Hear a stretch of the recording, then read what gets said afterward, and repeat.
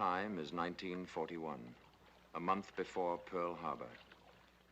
At 11 o'clock on a November night, a British submarine surfaced in the Mediterranean off the coast of Libya in North Africa, behind the German lines.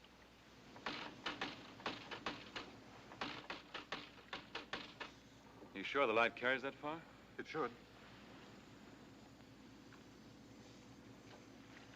There they are.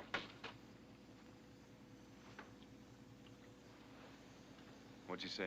Says they're all set, sir. Tell them we're coming in. Come on.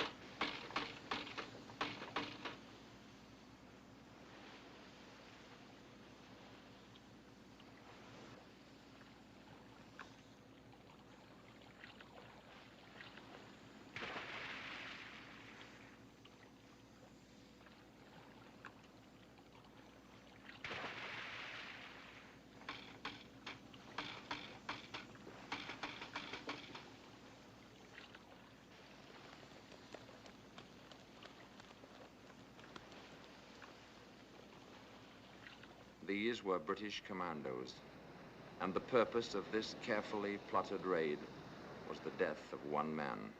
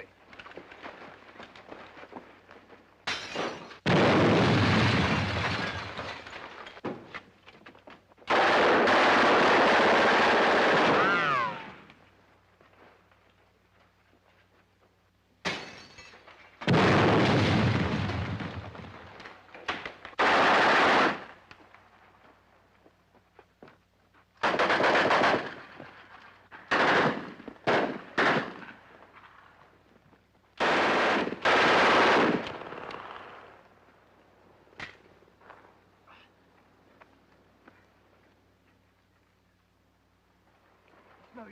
Go on. Get out of my arms. No use, I tell you. Get out of here.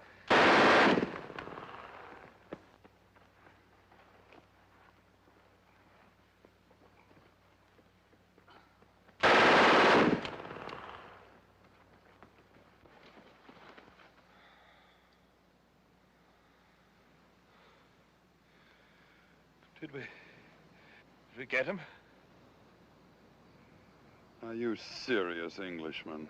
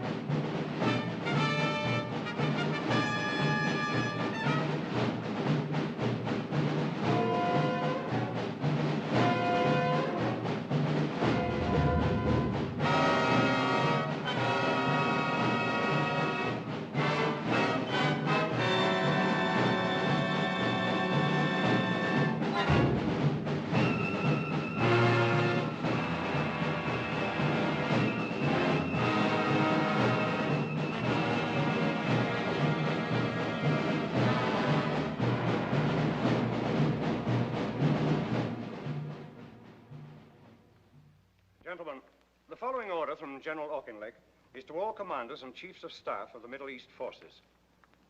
There exists a real danger that our friend Rommel is becoming a kind of magician or bogeyman to our troops, who are talking far too much about him. He is by no means a Superman, although he is undoubtedly very energetic and able. Even if he were a Superman, it would still be highly undesirable that our men should credit him with supernatural powers. I wish you to dispel by all possible means the idea that Rommel represents something more than an ordinary German general. Please ensure that this order is put into immediate effect and impress upon all commanders that from a psychological point of view, it is a matter of the highest importance. Signed, C.J. Auchinleck, General, Commander-in-Chief, MEF.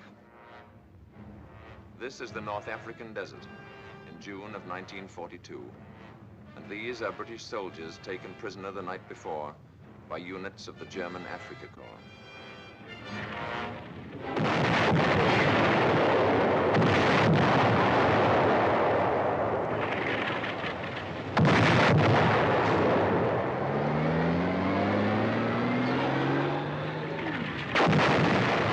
Run, you fool! Run!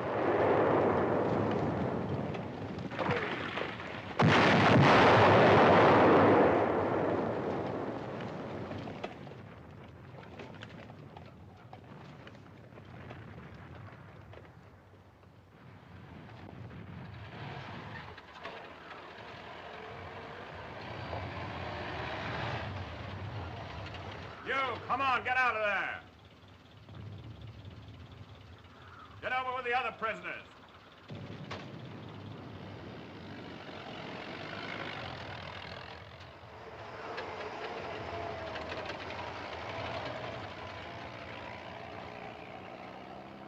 Who is the senior officer here? I am, I suppose. Come with me.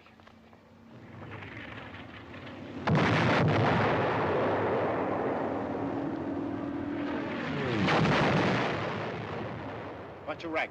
Lieutenant Colonel. All right, Colonel, I want you to go along with these two officers on a flag of truce and tell that battery to stop firing. Tell them they're killing their own men. Sorry, I can't do that. Don't tell me what you can or can't do. I'm giving you an order. Here, tie this on that rifle. Listen, Major, I'm a prisoner of war. You can't give me any such order. You know that as well as I do. I'm not going to argue the point with you. Either you do as I tell you, or we'll soon find a way to make you. Are you going or not? Major! Major! What's the row?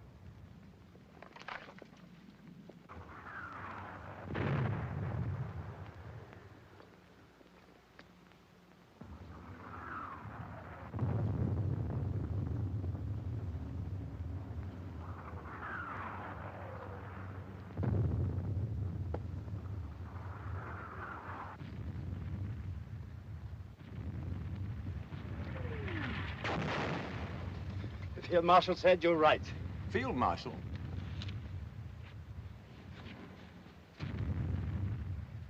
So this, then, was Rommel.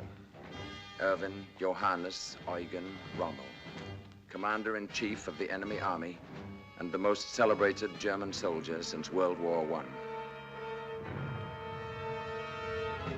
Already a legend in the desert, he was a fox who had chased his hunters back and forth across North Africa about as often as they had chased him. And his tricks and turns had made even the Tommies chuckle, which is scarcely the proper reflex to the enemy in time of war. In spite of which, he was still, of course, my enemy. The enemy not only of my country and the army in which I served, but of all life as I knew it. Not only of democracy as free men had fashioned it, but of civilization itself. My name is Desmond Young. At the time of my capture, I was a lieutenant colonel in the Indian Army. This was my first and only sight of the cool, hard, professional soldier whose scrupulous regard for the rules of warfare had been exercised, in this instance, so fortunately for myself. 2 years and 4 months later, while the British and Americans were still fighting their way across Europe, Erwin Rommel was dead. He was dead, the Nazis reported, of wounds gallantly received on the field of honor. But the Nazis were great liars, of course, and many people wondered. For already there were mysterious rumors floating across the battle lines. So, when the war was over and my military life behind me, I gave myself a mission. I set out to discover what actually had happened to him. What was the truth about his death? And on what field of honor had he died? In a modest home in the tiny village of Hurlingen bei Ulm in Württemberg, Germany, I talked long and often with Rommel's son and widow and examined his letters, reports, and other papers. In Germany, I talked to soldiers who had served with him, over him, and under him. In England, with men who had fought against him, from field marshals to desert rats. And in both countries, of course, I went to the official records. Based on these facts, what now follows is the true story of Erwin Rommel. The beginning of the end for this single-minded soldier came at 9:30 on the evening of October the 23rd, 1942, when at El Alamein, 6 miles of British guns... Fire!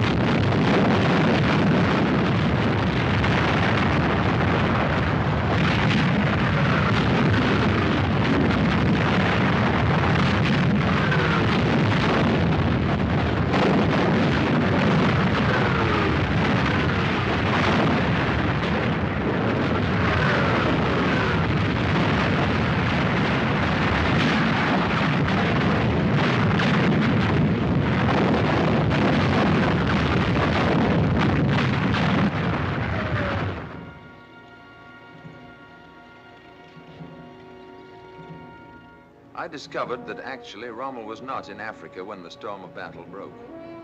Suffering from a chronic diphtheria of the nose, he had been relieved of his command a month before and flown back to a hospital in Germany.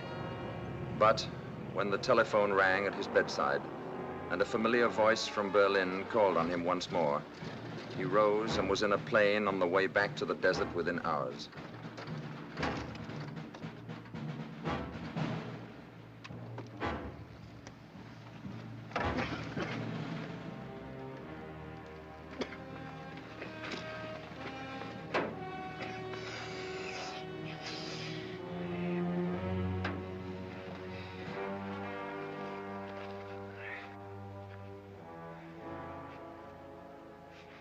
Thank you, Wagner. Still a dandy, I see. Just luck, sir. Good to see Welcome you. back. Good to see you, sir. Shall we take a look at those maps? Over here. How have you been, Byline? Oh, very well, I suppose. Did you see Frau Rommel? Yes, she came and stayed a week at Semmering, she and Manfred. Well, I hope. How does it look today? Oh, they simply got too much for us. Too much of everything. If they keep this up much longer, I've no idea how we're going to get out of it.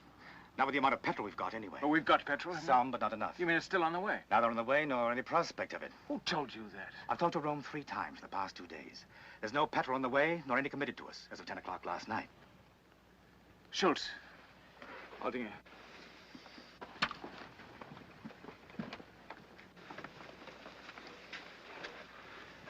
What about the tanks? Did they come? None. None since I left? No, none since August. What about the guns, the Nebelwerfers? Nothing, I tell you. And no petrol at all? Not a pint.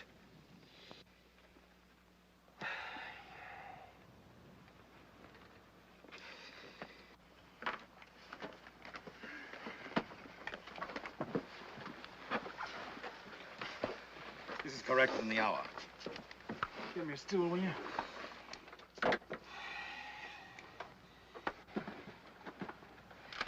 Here's where it's worst. The 15th's in a bad way, barely hanging together. They drove everything What's in there. this? The Treader Division. They came in here. Yes, I see now. How far's this armor? No further. They're doing pretty well. Where are my maps?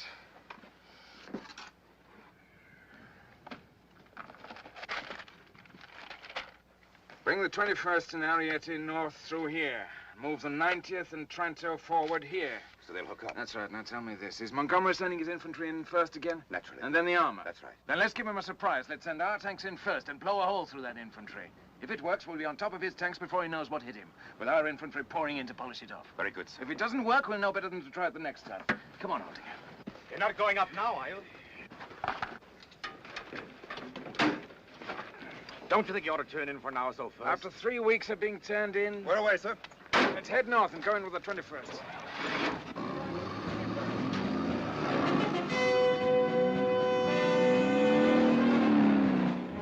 But there was now another fox in the desert, an even craftier one perhaps. And if the battle boiled into confusion during the next few days, it was a confusion that was clearly more and more in Montgomery's favor.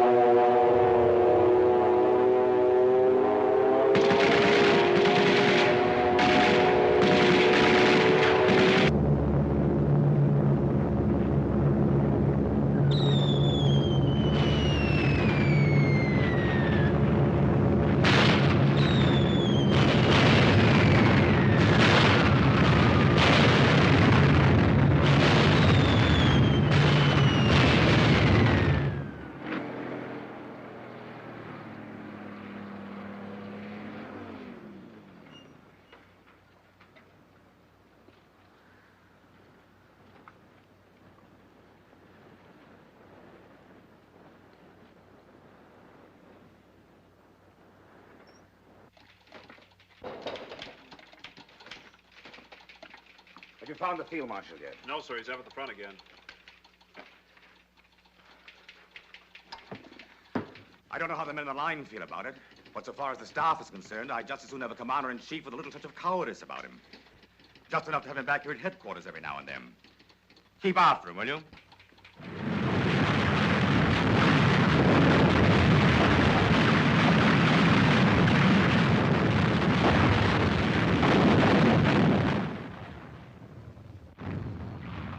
By the 10th day of the battle, not even Rommel could have any doubt as to its outcome.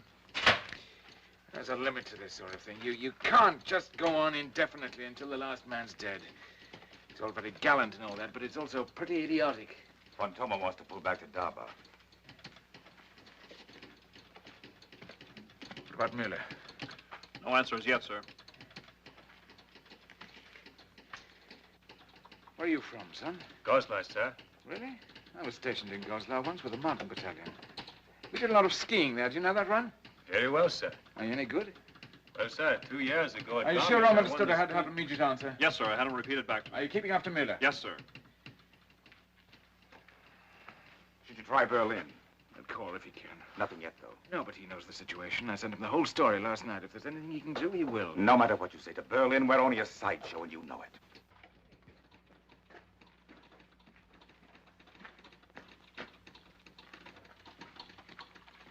Well, what? Miller's in a bad way. How bad? Very, I'm afraid.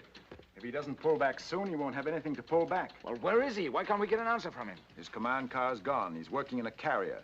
And if he's got more than 40 tanks left, I'd be greatly surprised. How about the Italians?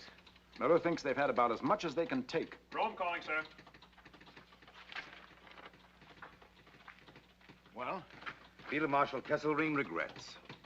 Well, that eliminates any further speculation anyway. It's now a simple matter of mathematics. With the petrol we've got left, we have two choices. We can remain here and be destroyed. Or we can pull out tonight and dig in somewhere for the next round. You think we still can? Pull out? Of course. Why not? Montgomery's got no petrol shortage, remember? No, but I don't think it'll be too difficult. Montgomery's a very deliberate fellow. He wouldn't dream of leaping after me the way I'd leap after him. He'd have to think about it a bit first. I don't see what else there is to be done. There's nothing else. Let's have Plan C and notify all commanding officers to stand by for important orders. If we can move quickly enough... Berlin calling, sir. Who in Berlin? The Führer.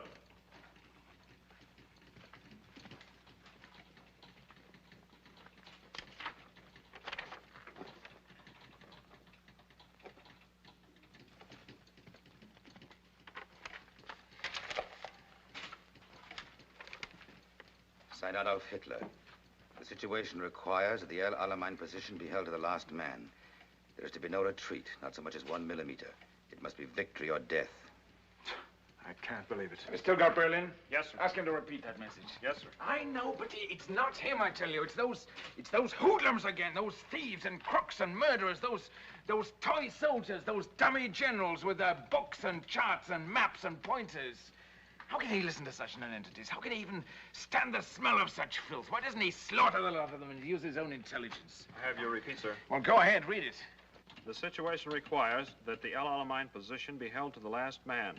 There is to be no retreat, not so much as 1 millimeter. It must be victory or death, signed Adolf Hitler.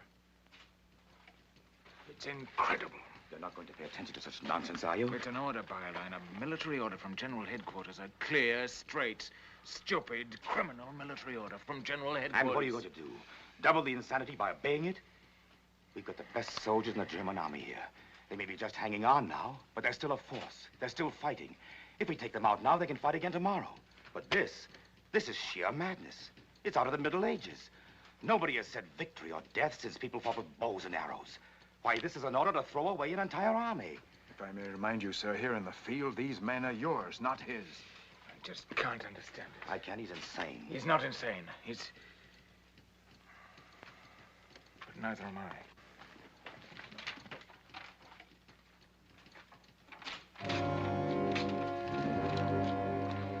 Pull him out, Byline. I'll argue with him about it later.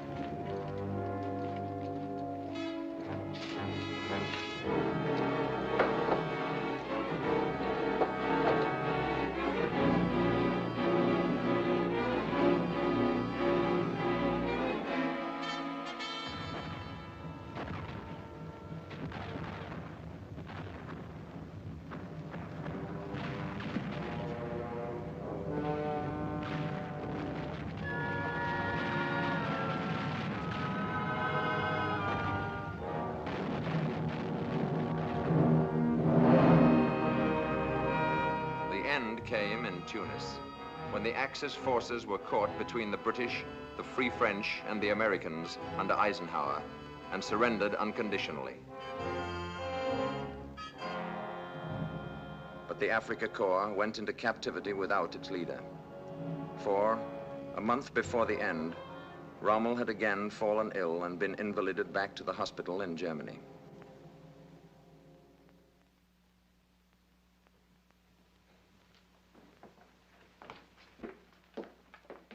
Good morning, Sergeant. Morning, Frau Rommel. Manfred. Morning. Dr. Stalin. Karl Stolin, Lord Mayor of Stuttgart. Dr. Strollin is an old friend of the Field Marshal's. I understand you'll find him much better this morning. All he needed was a little rest.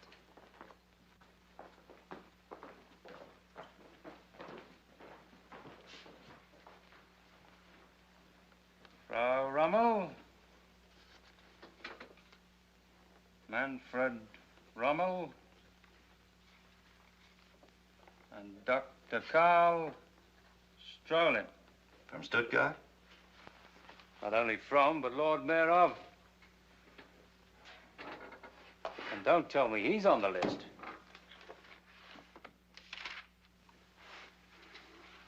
Dr. Carl Strolin, Lord Mayor of Stuttgart. She says he's an old friend of the Field Marshal. Nevertheless, there he is. To be kept under the closest observation whenever discovered beyond the precincts of Stuttgart.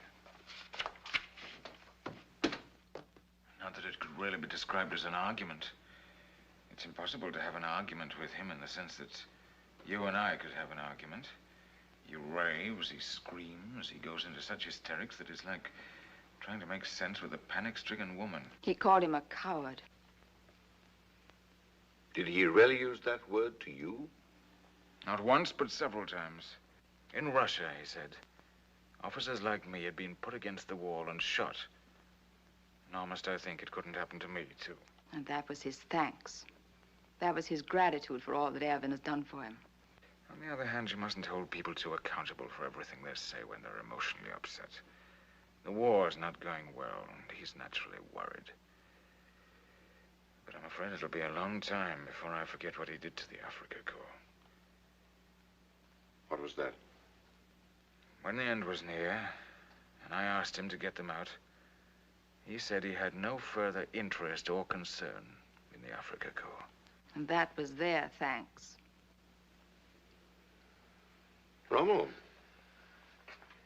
I should like to ask you a question. Of course, you don't care to answer it, I quite understand, but with your permission, I should like to ask it nevertheless. What is it? Do you really believe that we can win?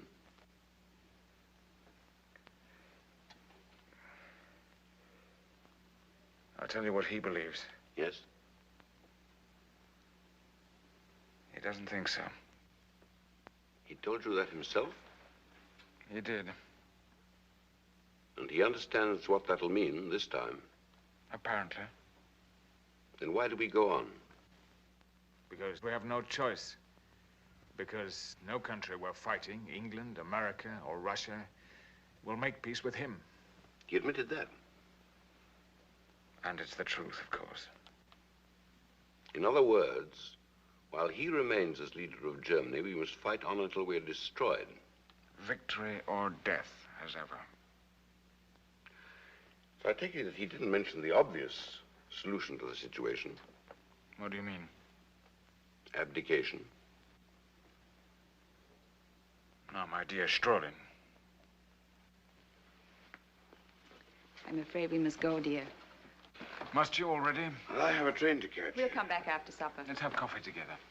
Goodbye, Strolin. It was good to see you again after all these years. We won't let it be so long next time.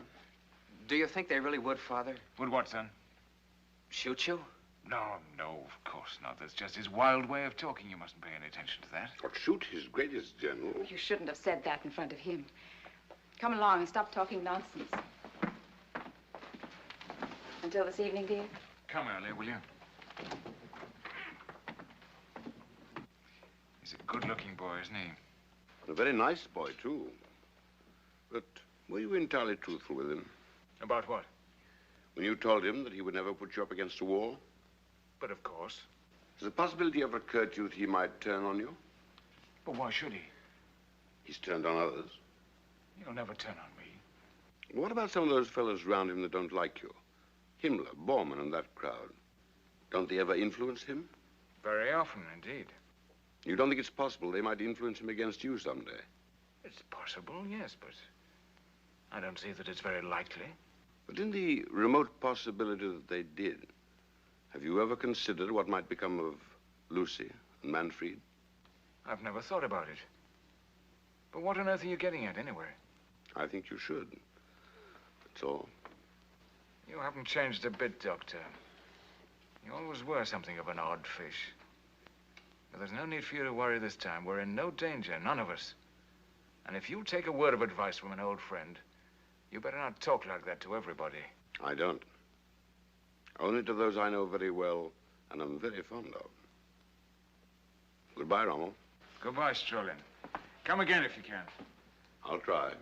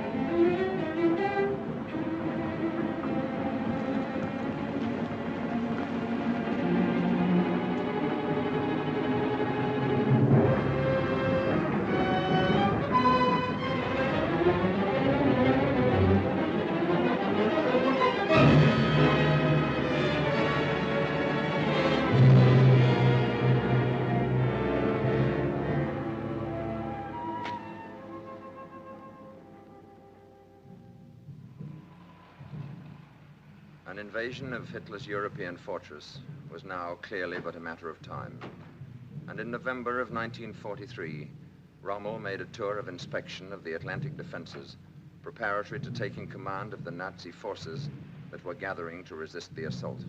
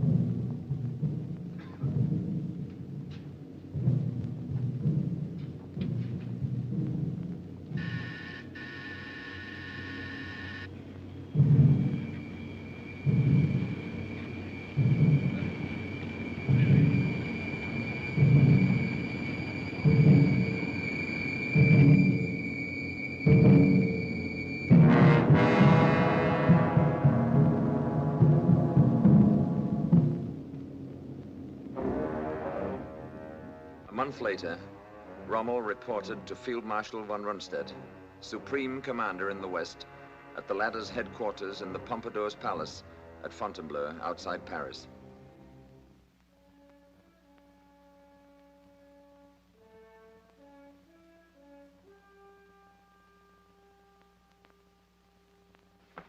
Field Marshal von Rundstedt, gentlemen.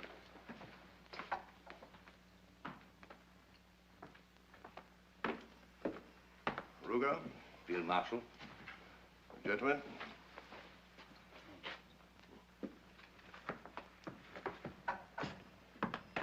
Good to see you, Rommel. Field Marshal.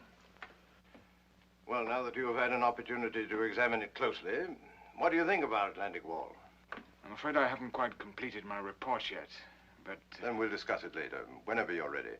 I don't imagine the mighty Eisenhower will be on us for another day or so anyway. Wasn't too much a tax on your strength, I hope? Not in the least. I'm entirely recovered now, thank you. I'm delighted. You're being well taken care of, gentlemen? Yes, indeed, sir. Bow, will you be so good as to divert our friends while Field Marshal Roman and I have a few moments of private meditation? Yes, sir.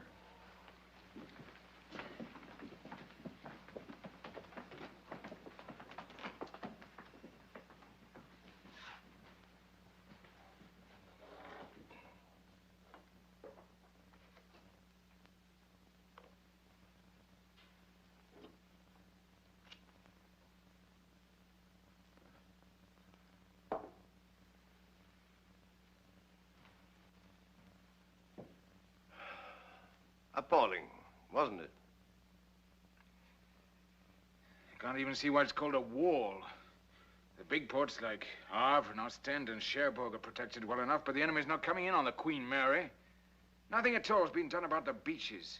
Why, I saw 50 places where an army of children could come ashore. The trouble is labor. We have the plans for fortifications the devil himself couldn't breach. Solid steel and concrete from Denmark to Spain. But I'm afraid our French friends aren't being as cooperative as they might be. Even when driven to the job, they move like snails. Either we break it up while they're still waiting ashore, or we're in trouble. Is that the way you'd meet it? Stop them on the beaches. Crowd the water with mines and traps and tricks and hit them while they're busy trying to keep themselves from drowning. Here. Down here. And here. I don't agree with you. But the difference of opinion will probably remain academic. As it happens, neither you nor I will determine the tactics in this operation. Not above the regimental level, anyway. You mean Berlin? I mean the Bohemian corporal himself is assuming sole and total command of this operation. You and I will function simply as instruments of his astrological inspirations. And in case you're afflicted with an understandable skepticism, this is official. But that's an utterly impossible situation. Then you should by all means explain that to him. You've made no protest yourself? After you've interfered a dozen times or so with a man's rather enthusiastic determination to cut his own throat, there comes a moment when you're inclined to stand back and view the whole matter with a certain detachment. You've no objection to my pointing this out to him, have you? On the contrary, I bestow my blessings on your courage and optimism.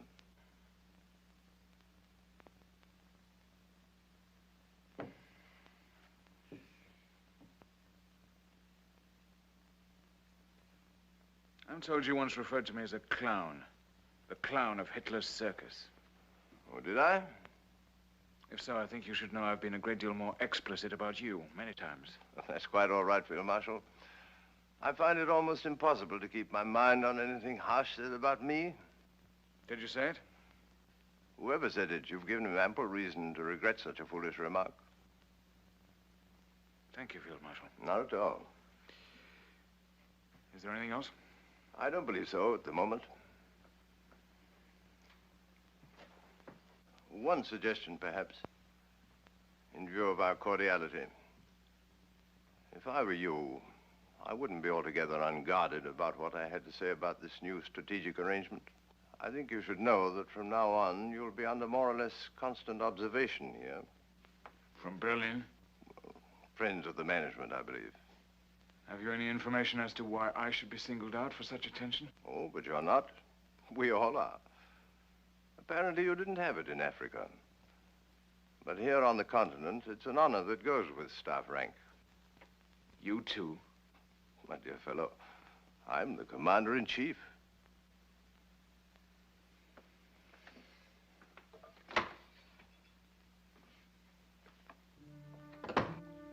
Two months after that, in February of 1944, during one of Rommel's rare absences from the Atlantic frontier, his old friend, Dr. Karl Strolin, sought him out again.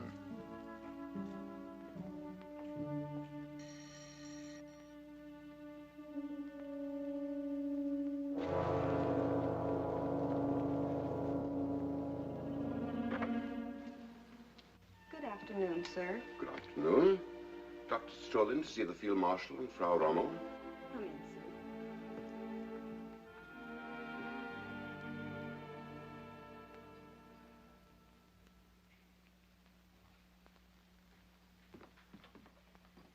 Eisenhower won't try it until spring, of course. But I doubt if I'll get home again before then. Are we ready for it? We will be, I hope.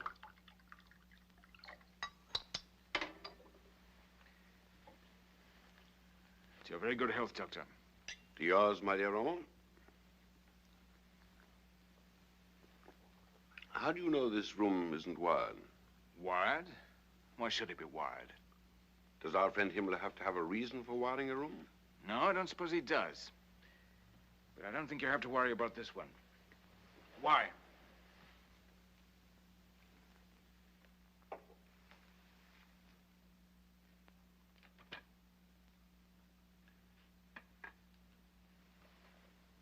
Because I want to talk to you without being overheard. About what? About the Hitler situation. If this is politics, Strolin, I don't want to hear it. Had you rather see Germany destroyed? It's not a matter I want to discuss, I tell you. And I'm surprised at you. That's a communist position. Oh?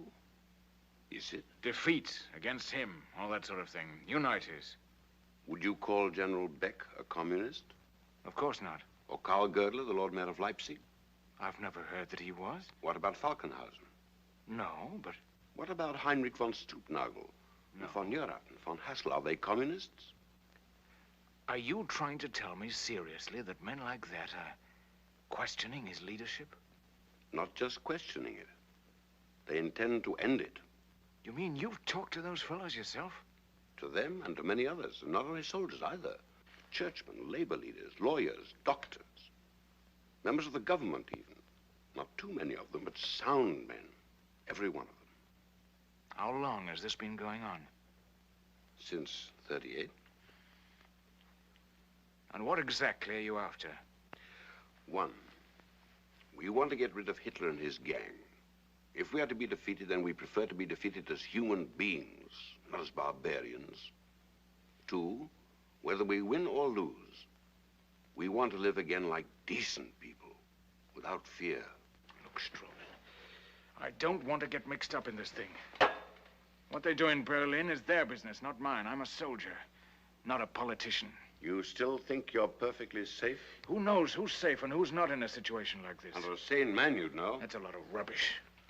And you know it. Well, I hope you're right. And perhaps you are. After all, you are his favorite, and I can think of no one who's ever questioned the deep and enduring gratitude that he's always shown to those who've served him well. No one's in any danger here who does his job properly. Oh, then, of course, you have nothing to fear.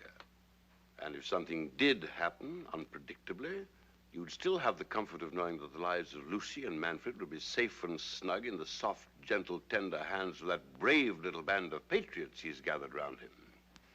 I'm afraid that kind of talk doesn't amuse me. I'm not trying to amuse you. I'm merely reflecting on your extraordinary good fortune.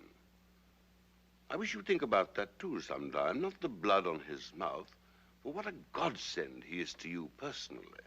Not only in your home, but in the field as a soldier. How many other generals can boast the favor and support of a leader so gifted in the arts of war? That's enough, Strolin. But surely you haven't forgotten how brilliantly he refused to be seduced into an invasion of undefended England right after Dunkirk? Or how brave he was at Stalingrad when von Paulus wanted to withdraw from the trap? What other man on earth would have had the courage to send that brief, simple, thrilling command? Don't retreat so much as a millimeter, victory or death. Would Napoleon himself have dared? That's enough, I tell you. Afraid even to think about it. Stop talking to me as if I were a child and you were schoolmaster. Don't you think I know what you mean? But what of it? Who asked me for my opinion? And suppose I told them what I thought, that what they're doing beyond every other consideration is stupid to the point of imbecility. Who do you think would listen to me? Have you ever tried? Of course. I'm being told to mind my own business. And who's to say they're not right? Surely you are naive enough to think that a soldier must approve of every detail of his government before he can fight for it. What army could exist like that, with every man in it free to decide what he will or won't do? The truth is that a soldier has but one function in life, one lone excuse for existence, and that is to carry out the order of his superiors. The rest, including government, is politics. And if I must remind you again, I'm a soldier, not a politician. What the government does... Oh, stop hiding behind that bloody uniform of yours. What do I care about your philosophy of the soldier? All it means to me is that you're terrified and hiding under a lot of rubbish about the functions of a robot. Have you forgotten that I've known you for 20 years? Why, I know exactly how you feel about that abomination in Berlin. What I can't understand is this chicken-hearted willingness to go marching right down into hell with a beast you loathe and despise. Where's all the sense and courage you have in the field? Haven't you any of it here? I think you better get out of this house. Now. Not until you've shown an old friend the decency of honesty with him. And if reason won't work, very well, then I'm prepared to go further. But I've no intention of stirring from this room until the truth has passed between us. Or had you rather I call the guard and charge you? That you will never do. And may I ask why you know so well what I will or won't do? Because Lucy told me that you wouldn't. You've already talked to Lucy about this? Of course. And she sent you to me? Not at all. She merely told me how you really feel about our sainted leader and his glorious reign over Germany.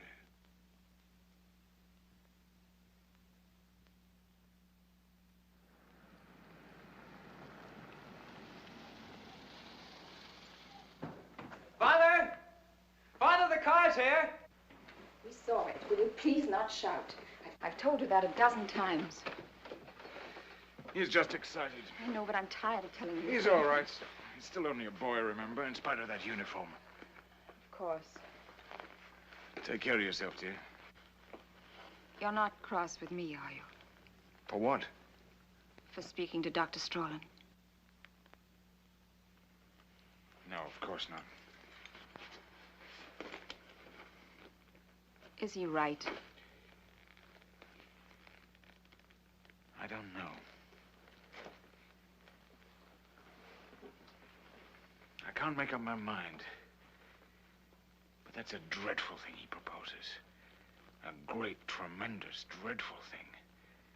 I don't know that I can go along that far with him. Then you shouldn't, if you don't think he's right. I didn't say he wasn't right, but even so, is that the only way to handle it? Treason. For that's what it comes down to, no matter how right you think you are. You think it would be better to let things go along as they are? No, I don't, but there must be some better way of handling it. I mean, if I could see him alone again and explain this situation to him. Can you tell me how a man can fight a war under such conditions? Isn't it enough that we're facing an invasion without... No, never mind now. You don't have to decide this minute. It'll come to you when it's time. What do you think, really? I can't tell you, dear. I don't know. But never mind now. When the time comes, something will tell you. You better go along now. You're late already. Write to me every day, will you? I will. This is just a little something for the journey. Thank you, darling. Goodbye, sweetheart. And don't worry about me. I'll try not to.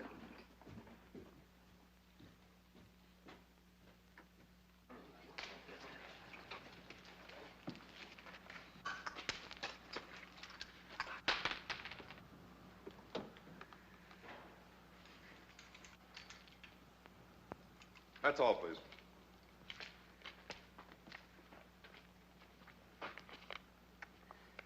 Goodbye, son. Take care of your mother. Be a good soldier. Make me proud of you. I'll try, Father. Are you going to bring us back Montgomery? The minute he steps ashore. Goodbye, darling. Goodbye, darling.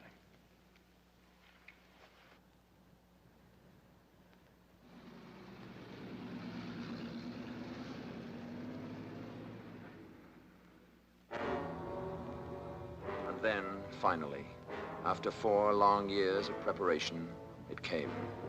D-Day. And the greatest armada and the vastest movement of men and arms in the history of the world rose from England and set out for the assault on the beaches of Normandy and the German fortress of Europe.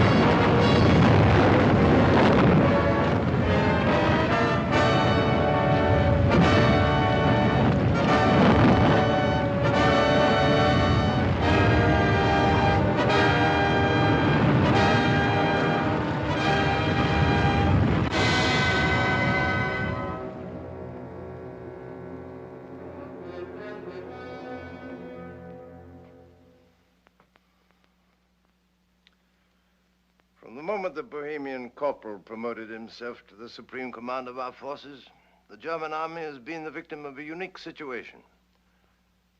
Not only too many of the enemy, but one too many Germans. You don't think he's ready to give us the 15th Army yet? I don't see how he can, under the circumstances. His astrologers have informed him that this is only a feint, that the real invasion is yet to come, north of Calais. The 15th Army is sitting on those cold beaches up there, waiting for an invasion that has already taken place, is an excellent example of war by horoscope. We've got to have those troops. If we're not allowed to maneuver, we've got to be able to support these positions. We've got to see him again about it. I tell you this in confidence, Rommel. I don't think anything we can do would be of the slightest use. The pattern for defeat has already been set. Hold fast. Don't give up a millimeter of ground. Victory or death. War simply can't be won by men whose knowledge of tactics is based on copybook maxims. They may stir schoolchildren, but they don't stop troops. But give me a free hand for a few months and I'd make them pay for it. I'd make them pay such a price in blood they'd wish they'd never heard of Germany. I might not be able to stop them all, but they'd know they'd fought an army, not a series of stationary targets. But you'll never let us, of course. You know how firm corporals are.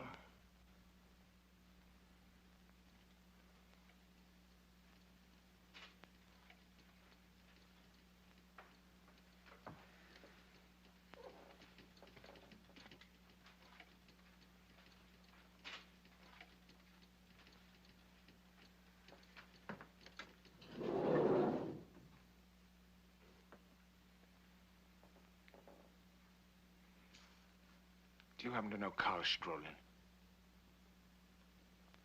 Strolin? The Lord Mayor of Stuttgart. I remember that name from somewhere.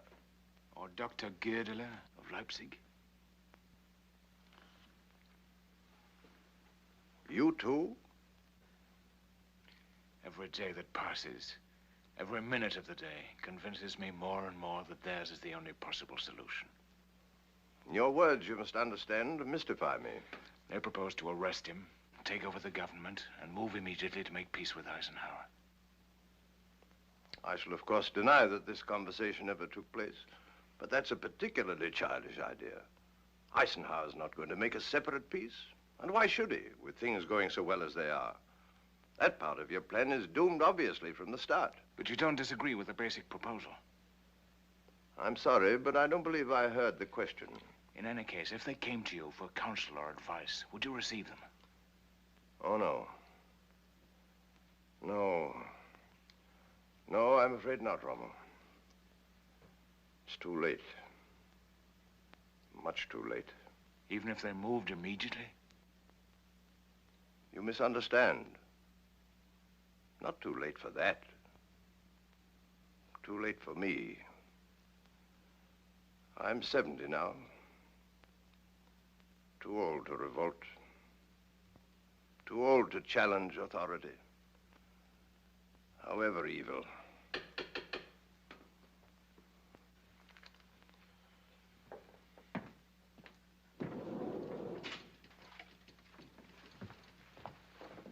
Berlin calling, sir. Marshal Keitel.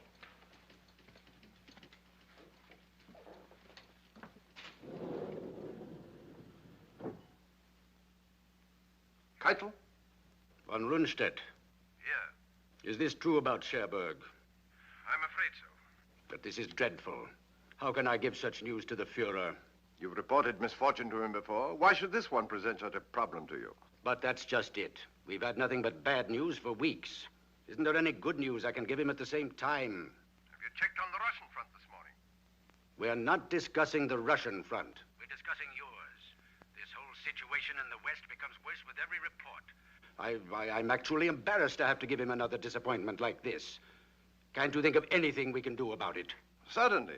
Give us those 90 divisions of the 15th Army who are sitting around Calais playing cards. You know that's impossible. The Fuhrer has already explained the necessity for leaving them there. Very well, then. Give us permission to pull out of Normandy and set up a line that we can defend properly. Your orders are to fight where you are, and that's exactly what he expects you to do. Is it possible you have no better suggestion than that? One very much better, in fact. Make peace, you idiot.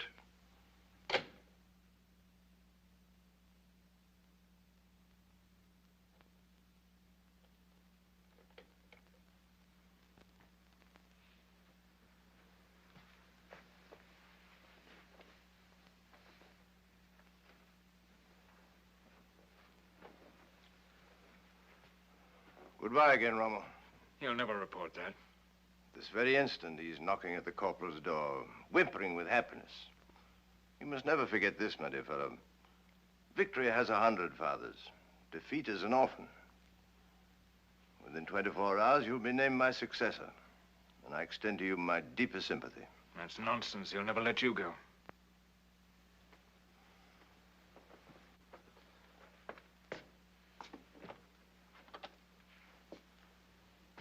But not too old, I might add, to wish your friends the best of luck in that extremely interesting project.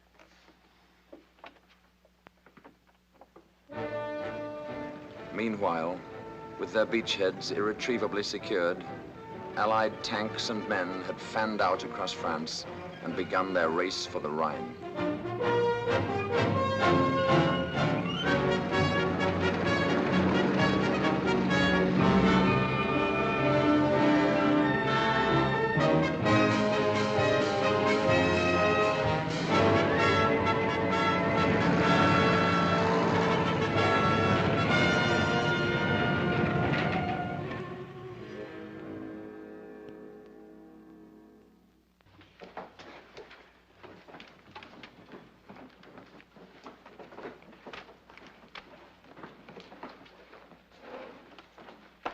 These where you can get to them quickly. Also those files there. Keep the key yourself and use your own judgment about the rest of it. Very good, sir. Field Marshal.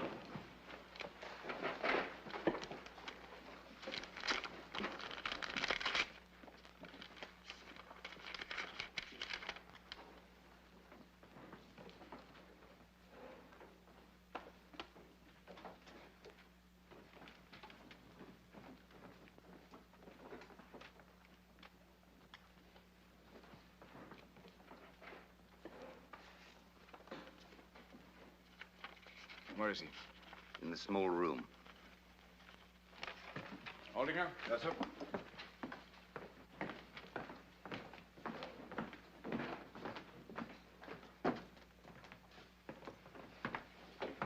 Colonel? I'll try to be as brief as possible, Field Marshal. Perhaps you better keep an eye on the corridor. Yes, sir.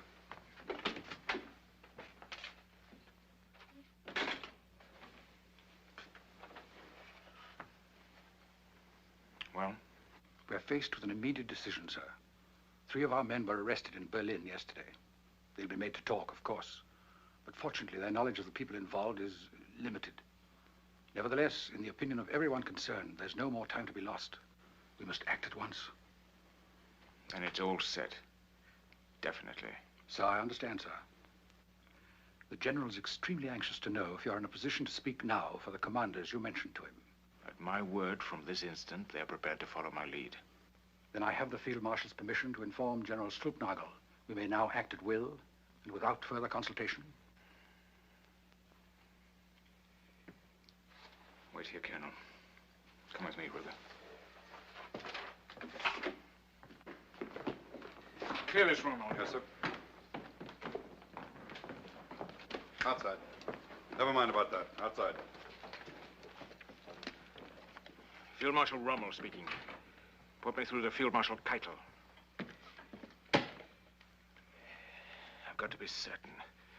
Absolutely certain. We can't go through with this if there's even the remotest sign of sense there.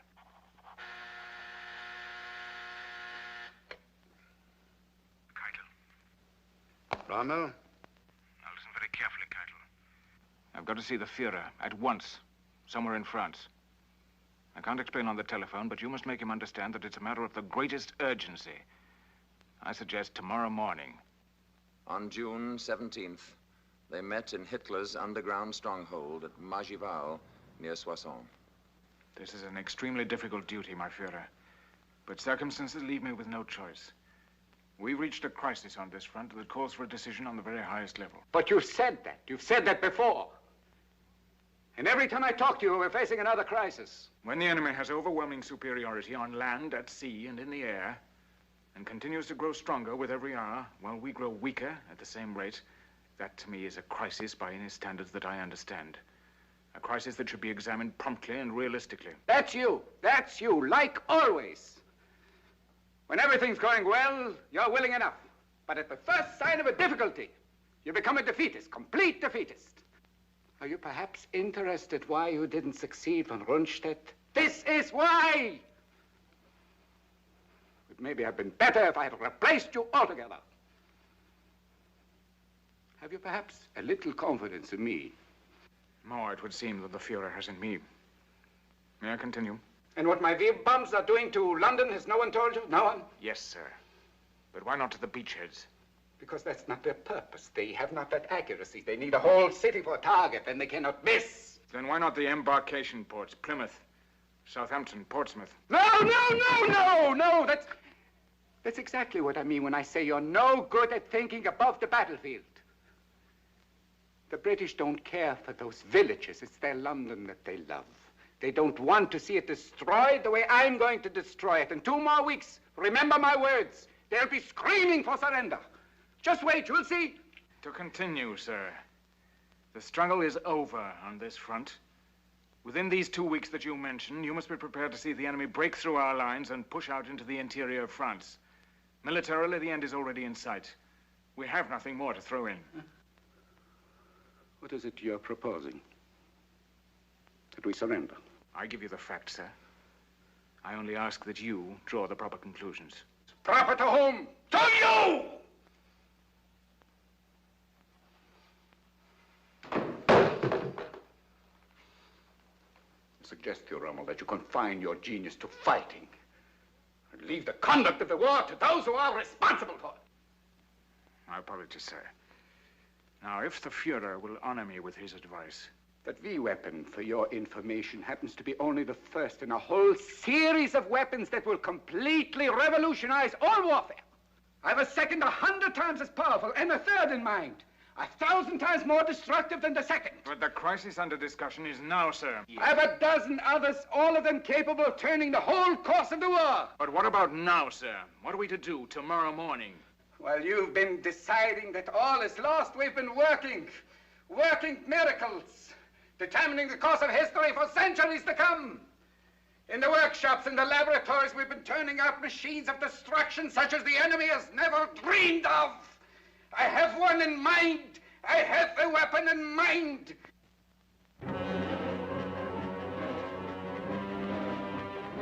Now definitely committed to the plot to assassinate his Führer, Rommel was still trying to whip fight into his crumbling front, when on June the 17th, on a country road near a village with the ominous name of Montgomery,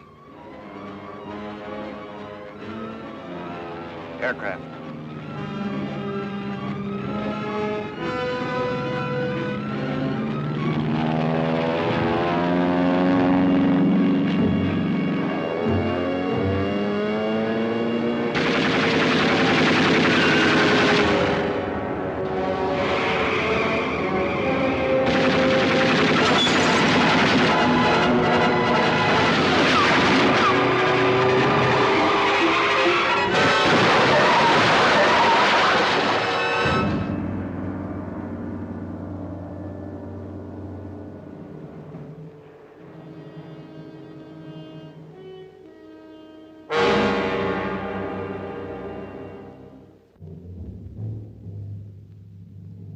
Later, on July the 20th, while Rommel still lay unconscious in a hospital in France, Adolf Hitler and his staff gathered for their fateful conference in a fortified barracks at his headquarters in East Prussia.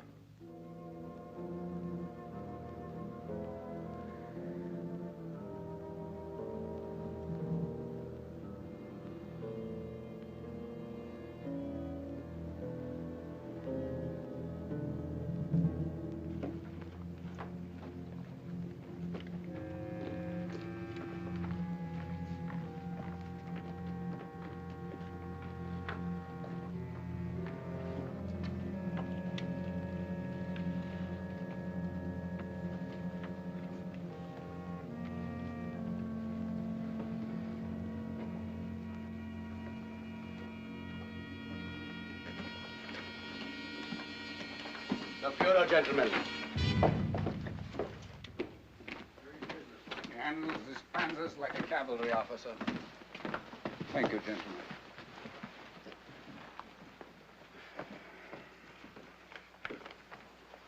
My Führer. Yes? Stauffenberg, sir. Yes, Stauffenberg, of course, from General Fromm. Yes, sir. Good to see you again. Thank you, my Führer. Gentlemen, your attention, please. Excuse me, please. I have a report from General Fromm.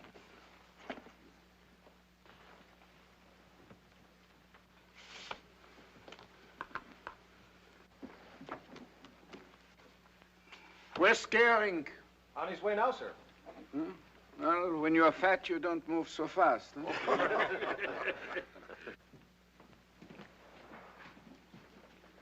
Colonel Count von Stauffenberg? Yes. Telephone, sir. Thank you.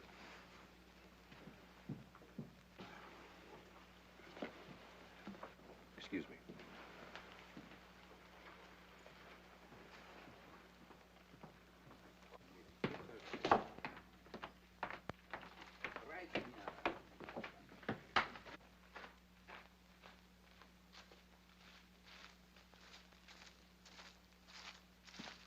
All right. Suppose we start with the Russian front.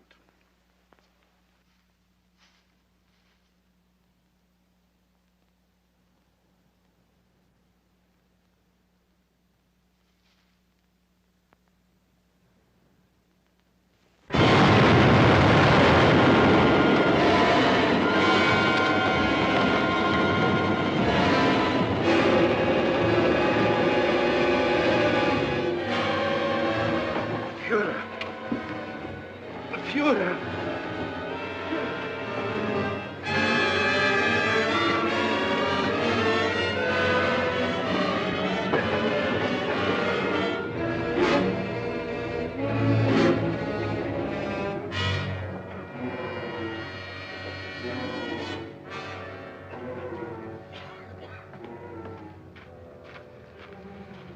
Are you all right, my Führer? I'm all right. For that failure, 5,000 suspects paid with their lives during the few days that Hitler spent in hospital. As for Rommel, recuperating at Hurlingen from injuries that would have destroyed any but the toughest of men, all public mention of his name suddenly stopped, and a complete and official silence settled over the very subject of the nation's most celebrated soldier. For 3 months, he remained in this sinister isolation until the afternoon of October the 13th in 1944.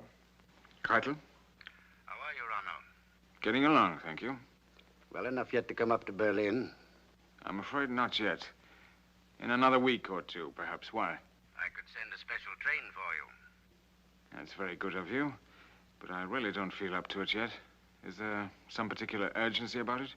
How soon do you think you'll be ready for another command? Another 2 weeks, I suppose. 3 at the most. If we send someone there, would you be able to discuss the situation with him? Of course. Very well, I'll send Bergdorf. You know him, don't you? I've met him. Suppose I have him drive down tomorrow morning. Would that be convenient for you? Perfectly. He'll have full information and instructions. Will you give my best regards to Frau Ronald? I will. And thank you very much. Goodbye, then. Goodbye.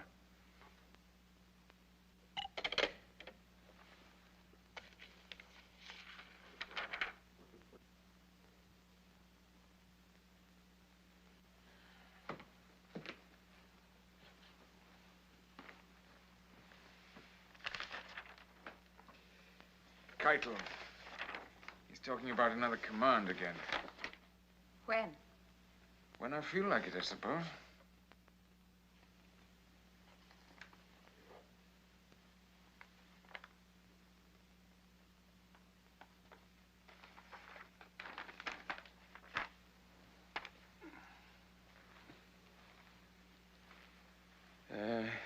He sent his best regards to you.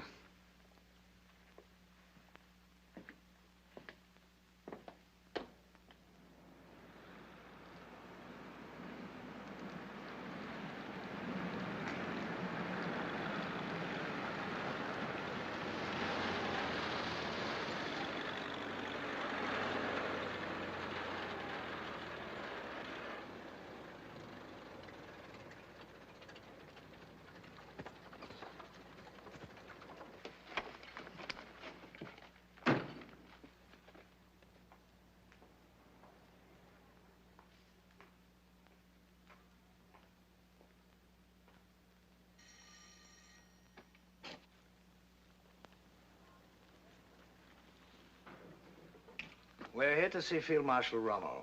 I'll tell him, sir. Would you tell him that... Come in, Bogdorf.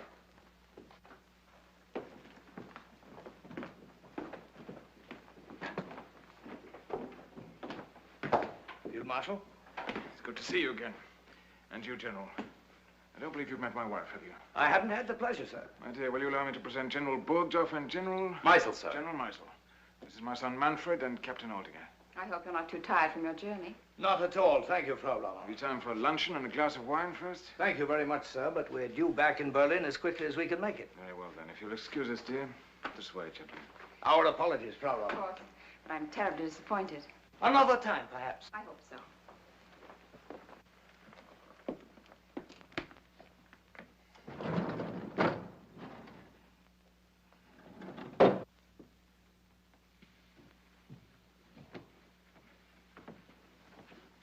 I hope it's the Russian front, don't you?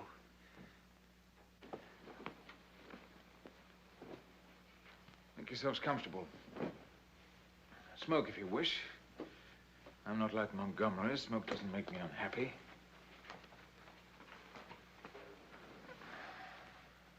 At your service, gentlemen. We come directly from the Fuhrer, Field Marshal. Yes? And what we have to say to you comes directly from his lips. Yes? Our instructions are to tell you first of his deep appreciation of your many heroic services to the state. Go on. And his regrets over your unfortunate accident. I was sure his silence since then meant only that there were more important matters on his mind. It's a pity that after such a record... If you'll forgive me, General, may we skip your reflections for the moment and get to the message you have for me? Of course, sir.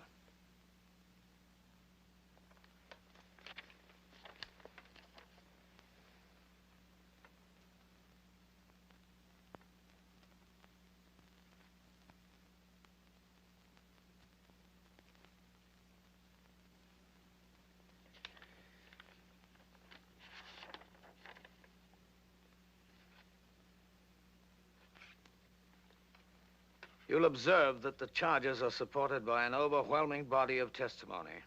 I can read, thank you.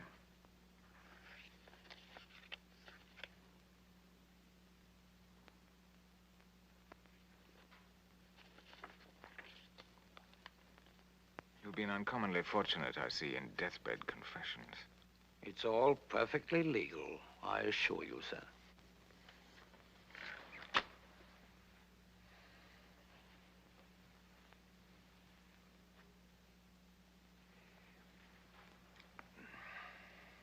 You may inform the Fuhrer that I look forward to answering these charges in court. You don't intend to deny them, do you? I said, you may inform the Fuhrer that I look forward to answering the charges in court. The Fuhrer is extremely hopeful that this matter can be settled without exposing it to the inevitable publicity of a court trial. Very well, then. Let him withdraw the charges. His view is that nothing but harm for everyone could come from a trial. My orders are to remind you in the strongest terms possible of the damage that testimony like this could do to your name and reputation. But what does he expect me to do? Plead guilty? To you? Well, naturally, not that, of course. I know what he wants. He wants me to keep my mouth shut. He doesn't want me to speak out and tell what happened where it can be heard.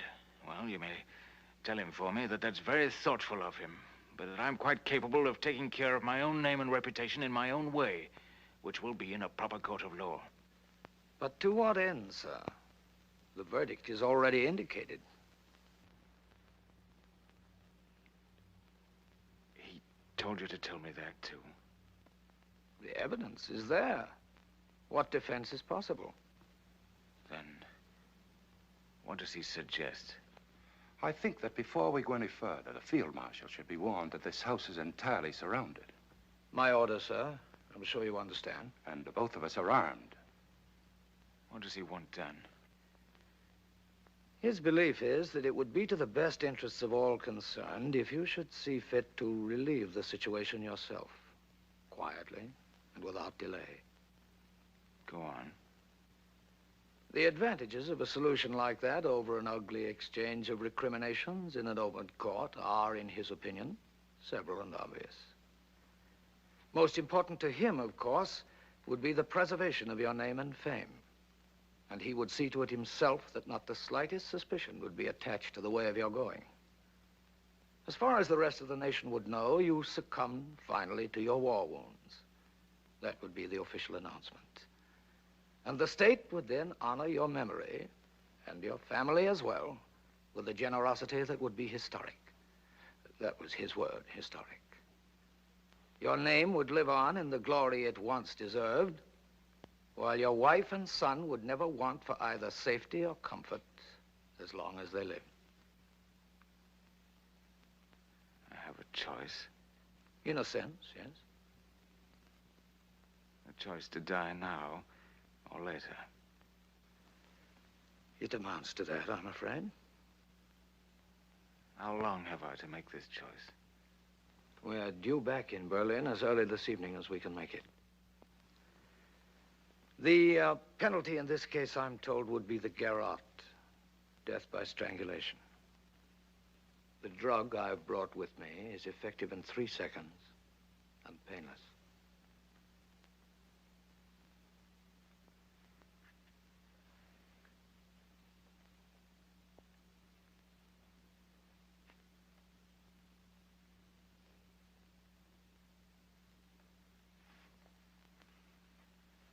Tell him for me that in spite of the disadvantages you've been kind enough to point out, I'll take the trial. It may be, as you say, a futile defense, but I think it should be heard nevertheless. There might be some value in it for those who hear it. It might even move some to stop and think for a moment or two, as finally I did. Though unfortunately too late. In any case, it's my life, and that's my choice.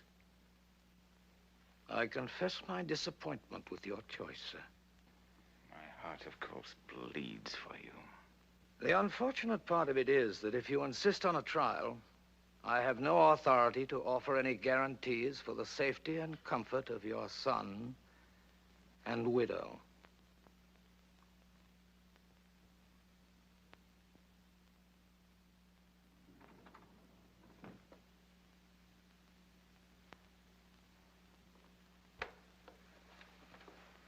They're coming out now.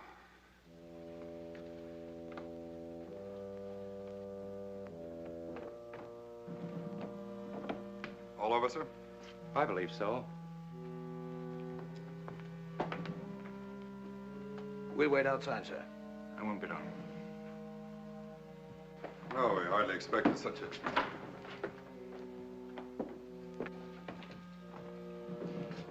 Over already? Wait there, please. I'll be down in a few moments.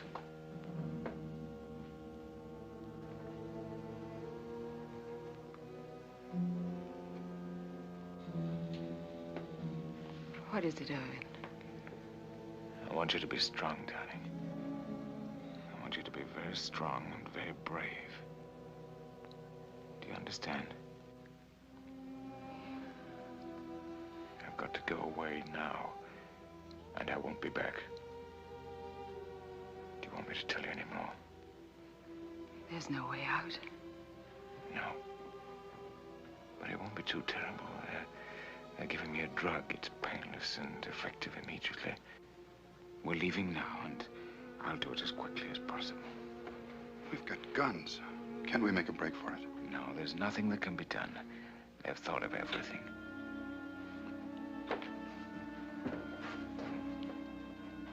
Well, at least we could get them. There's nothing to be done, I tell you. I've got to do exactly as they say. Yes.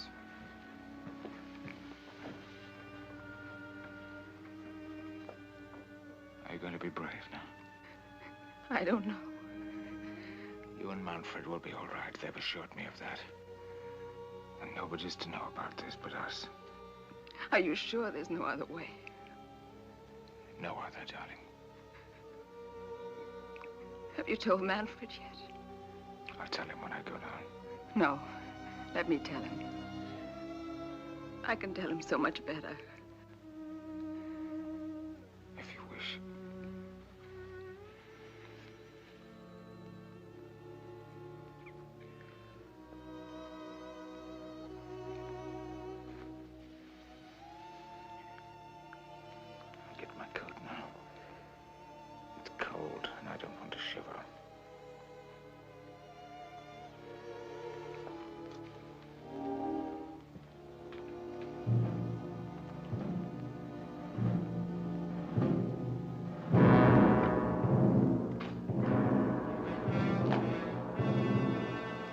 Marshal's coming out now.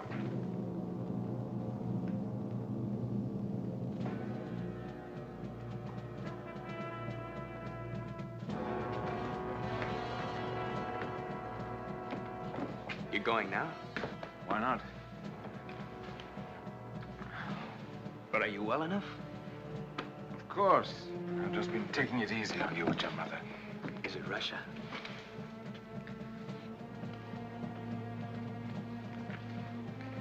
Goodbye, Aldinger. Old dear friend. Goodbye, sir. Take care of him. Yes, sir. Can't you tell me? Don't ask so many questions. You're no better than to talk like that to a field marshal. But when will we know? Before very long. Goodbye, son. Be a good boy. Goodbye, Father. You'll stop them, won't you? We'll see.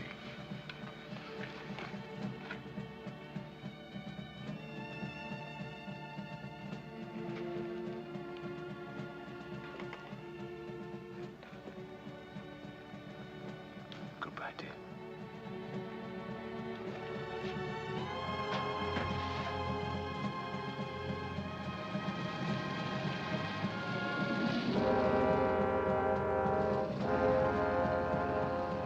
During that last short ride, what may Rommel's thoughts have been?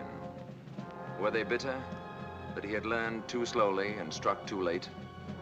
Or did they go back to the desert, where his military genius had first electrified the world? First at Mikaeli, then Tobruk, yes, and even El Alamein. In any case, his life and fate have best been summed up, ironically enough, in the words of Nazi Germany's sternest enemy, the Honorable Winston Churchill. His ardor and daring inflicted grievous disasters upon us, but he deserves the salute to which I made him in the House of Commons in January 1942. He also deserves our respect because, although a loyal German soldier, he came to hate Hitler and all his works and took part in the conspiracy to rescue Germany by displacing the maniac and tyrant. For this, he paid the forfeit of his life. In the somber wars of modern democracy, there is little place for chivalry.